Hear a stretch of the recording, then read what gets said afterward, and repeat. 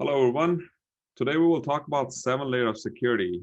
During this session, we are going to talk about examining all the different layers of containerized app and its attack vectors. My name is Victor Monga. I work for VMware based out of Palo Alto, California. I specialize in solving technical security and compliance challenges. I focus on risk management and threat modeling. I have been in industry for past 16 years and loving every minute of it. Solving security challenges is my passion. Troubleshooting a network problem, looking at network packets and dream come true for me. I've earned few certificates like CISSP, VCIXNV, CCNP, AWS, CCSK, and SAN certificates. I'm a community leader and volunteer for a few nonprofit organizations such as Cloud Security Alliance, Virtually Testing, and ISECA. For those of you who might be interested in learning more about me, please connect me over LinkedIn and or Twitter. With that, I'm going to pass it on to our speaker of the day. Anil, all yours. Hello, my name is Anil Dadani. I am the solutions architect, one of the solutions architect at Fastly. I am a director of education at the Cloud Security Alliance LA chapter, and I'm also the director of social media with the OWASP LA chapter. I am also CCSK certified, thanks to the CSA LA chapter, and I'm also CKA certified. You can find me on LinkedIn and Twitter. Just a quick disclaimer, today's talk, I'm going to be expressing some of our own thoughts and opinions, conversations I've had with colleagues and friends. And I just want to make sure that our employers are not liable for our views for this session. Let's take a look at the market trend. Some of the things that we look at when we're looking at the web traffic usage in the world today. Everyone is doing business on the web. Here you can see that at the beginning of the year, a good chunk of web traffic was handled either by mobile phones, laptops and desktops, tablet computers, and various other devices. And this was at the beginning of 2020, prior to the pandemic.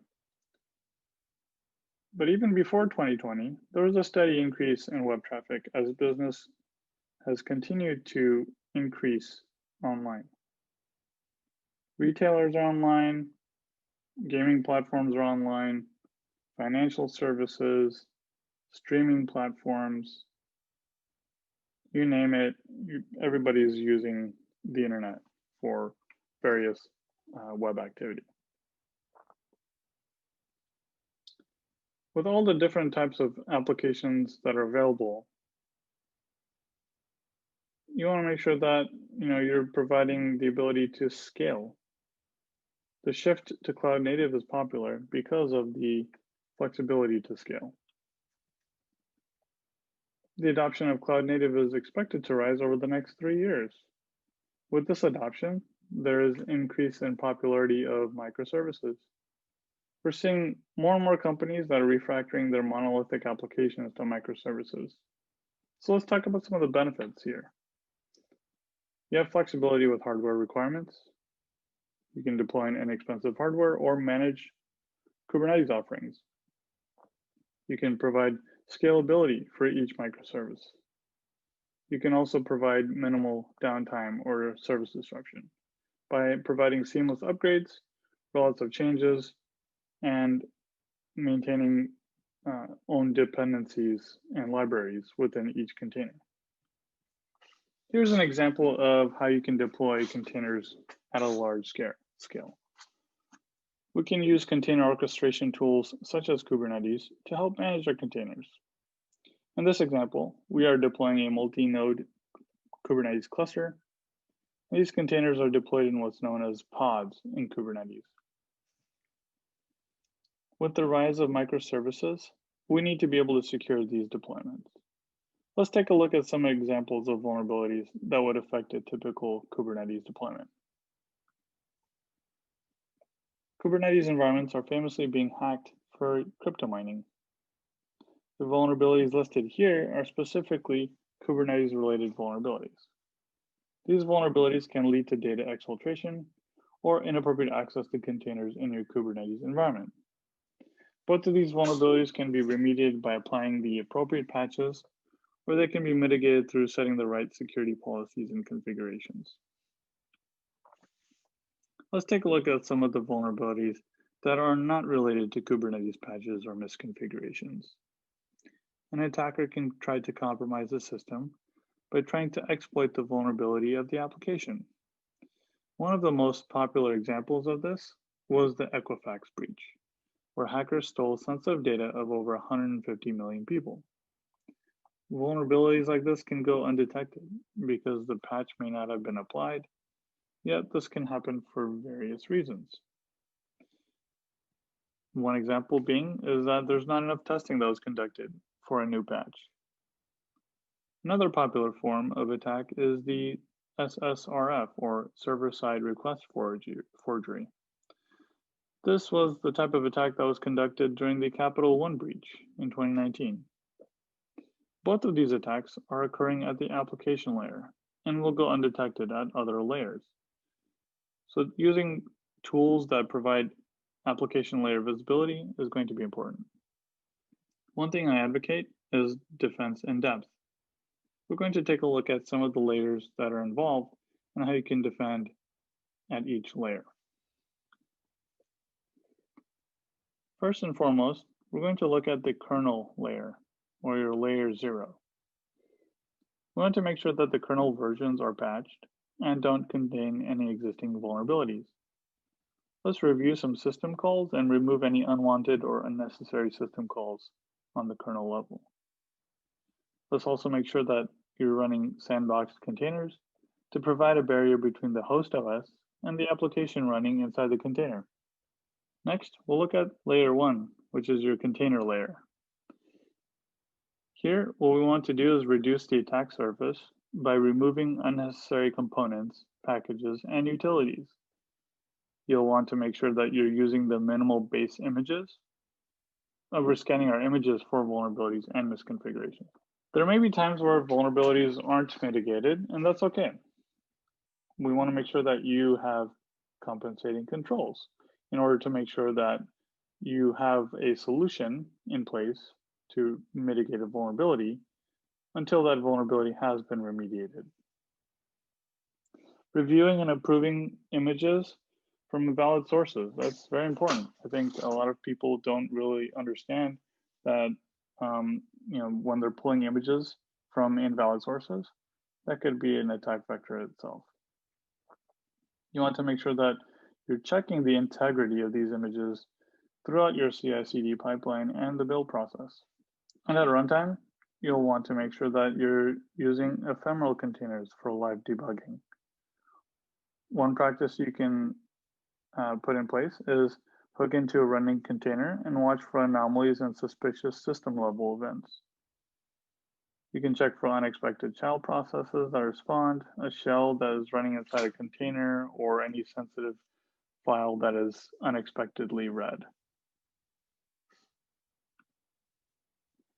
A pod is going to be a collection of containers. So at the pod level, we want to make sure that there are additional resources that are available for isolating your pods. Defining the pod security context specifies the privilege and access control settings for a given pod. The settings include privileged containers, group and user IDs for processes and volumes, granular Linux capabilities, whether you want to add or drop those, providing sandboxing and mandatory access controls with tools such as setcomp or using SE Linux, setting file system permissions, and setting privileged escalation program privileges. A pod security policy is a cluster level resource that defines a set of conditions a pod must run with in order to be accepted into the system. For example, the SSRF CVE we were looking at earlier, that can be controlled by implementing a pod security policy to restrict usage of the volume. At layer 3, the network layer, we want to be able to create network segmentation. We can do this by setting restrictions on what pods and containers have access to. By default, pods and containers can easily communicate with each other, which makes it easy for attackers to move laterally across the network. This is where network policies can be used. We can create network segmentation between pods and endpoints in order to restrict that lateral movement. One thing to remember is the Kubernetes API is accessible from inside the cluster. So depending on your service account permissions, we want to make sure that the service account does not have access to the Kubernetes API. I'd also advise that mounting creds to the container should also be avoided for the Kubernetes API. Network policies can be used for isolating pods for egress traffic. And explicitly allowing and monitoring internet egress to certain pods that actually need it is the recommended approach. Service mesh is another example of where you can control traffic between workloads and ingress and egress. This is still a fairly new concept, so just make sure that you do enough research and go through the proper vetting process to help set up and maintain a service mesh deployment. Some of the examples that I've seen are around Envoy and Istio.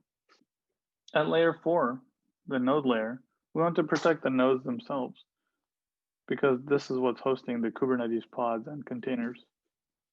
So watch out for open ports and services, especially with the kubelet service. We want to also make sure that we want to limit external administrative access to nodes and the control plane. Keeping the base OS minimal and hardened according to CS benchmarks is also important. And we want to scan and patch just like any other asset in your environment. At the layer 5 layer, which is your cluster layer, you want to secure the system components of Kubernetes. This is important to prevent backdoor access to the cluster. Some of the more important Kubernetes services are the kube API server, which is the API server that is constantly used for gaining access to the Kubernetes environment. You want to configure the Kubernetes API server to disable unauthenticated and anonymous access between kubelets and the kube API's Kubernetes API. Additional security checks can be used to leverage the image policy webhook to ensure unapproved images are not used or enforce pod security policy. And you also want to make sure you're restricting public network access to API. Kubelet is another service that you want to secure. Best thing to do here is to disable anonymous access to kubelet. And also set node restriction controls to set boundaries on what kubelet can access. etcd is also important, actually a pretty critical component of your Kubernetes cluster. You want to make sure that etcd communication happens over TLS. I'm sure there's other examples of things you can do to secure the Kubernetes services, but this is a good place to start. Secrets are important because you want to make sure that information is passed in a secure manner. So you want to make sure that your secrets are not passed as environment variables and only mounted as read-only volumes in your container. You'll also want to check to make sure that your deployments only have access to the secrets that they require. I think cleanup is very important here.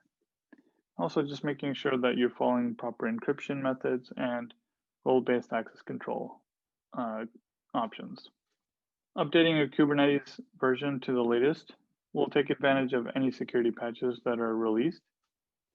Enabling audit logging so you're able to identify suspicious or anomalous behavior happening on the cluster, especially when you have logs forwarded to your SIEM or log aggregation tool, actually. Understanding what third-party components are used in your cluster and staying on top of any vulnerabilities those components have is also important. Now the last layer here is the public cloud.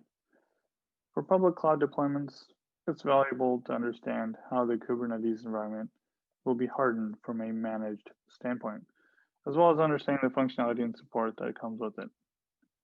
When you compare EKS with GKE or AKS, you want to understand what version of Kubernetes is supported, what container runtime is supported, how can we access the cluster, what logging and monitoring options are available, what's the SLA, the list goes on and on.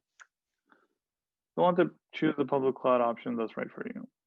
Each has their own set of features that may be better suited for you. For example, GCP provides Cloud Key Management Service, which allows you to manage your secrets and encrypt data at the application layer. This just provides you with a layer of security that allows you to manage secrets without having to really manage them in a more conventional method. Now we'll go into our demo section. Here we're going to first talk about the ability to use privileged containers. So we're going to talk about how you can defend against running privileged containers. We're going to use an OPA policy to restrict container deployments. And next, in the second example, we're going to use a Signal Sciences agent deployed in a reverse proxy mode. And we're actually going to deploy that as a container inside of a pod of a running application. The application is going to be running as a container in that same pod.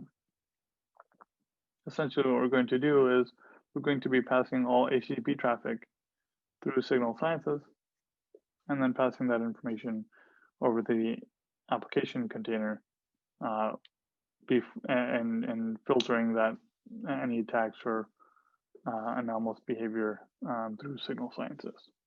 All right, so before we get started with the demo, what I wanted to just quickly point out was a colleague of mine, Jimmy Mesta, he actually works with our security research team. Him and his team actually did a presentation at KubeCon 2019 where they kind of walked through some various attack scenarios, attack and defense scenarios. This is actually really good exercise. Kind of explores all the different ways to secure your Kubernetes clusters and your containers. And so some very good, useful information here. I encourage everyone to check it out. If you go to securekubernetes.com, so this is where you can find this information. So next, I'll kind of talk about what you can do from an application layer perspective. So we're assuming that all the layers have already gone through the process of being secured, but you've got an application that's vulnerable. And so what you want to do is be able to protect it. In this case, we're using Signal Sciences to be able to protect the application deployed in your Kubernetes environment. So even if you've taken the step to harden your Kubernetes environment and secure it, your vulnerable application is still vulnerable and it's public facing. So it's open for anyone to be able to attack. I'm actually using the Juice Shop application to exploit any vulnerabilities that are available. And so what I'm actually doing is I'm going to just try a few things here just to kind of see if I could successfully exploit it. Now, if in this particular case, I'm going to just use a SQL injection attack to be able to see if I could get something from the login page. I'm getting a 406 response. Let's check out the response that we're actually getting from Signal Sciences. So I actually see that I'm able to see that there were some login attempts that happened from this this user, and so now I can see that, oh, there was actually a SQL injection attack that occurred by that user, and so it was actually blocked from the Signal Sciences agent. So there's some other things you can actually look at also. So there's things like detecting account takeover attempts and various other injection type attacks. You can also look for cross-site scripting and all sorts of other fun OWASP type injection attacks.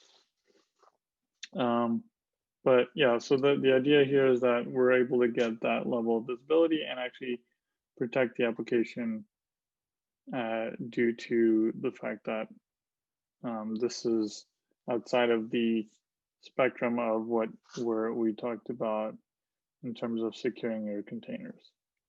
And with that, I'll go ahead and pause and take some time to hand it over to Victor. Victor? Thank you, Anil. For everyone, please go ahead and scan the QR code. They'll take you to our LinkedIn and Twitter pages.